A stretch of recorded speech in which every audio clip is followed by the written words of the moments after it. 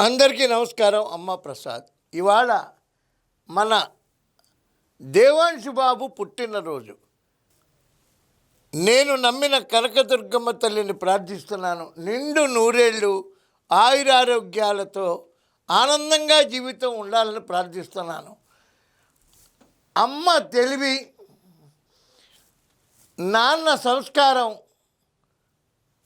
నాయనమ్మ ఔదార్యం, నాయనమ్మ చేసేటువంటి చారిటీ, తాతయ్య విజనం, ఇవన్నీ కలగలిసి ఒక పరిపూర్ణ మానవుడిగా నిండు నూరేళ్ళు బాబు నువ్వు ఎంచుకున్న ఏ రంగంలోనైనా సరే ఉన్నత స్థితికి రావాలని ఆ దేవదేవుని ప్రార్థిస్తూ నేను కూడా శుభాశీస్సులు అందజేస్తున్నాను. శతమానం భవతి శతాయు పురుష శతేంద్రియే ఆవిష్యేంద్రియే ప్రతిష్టతి.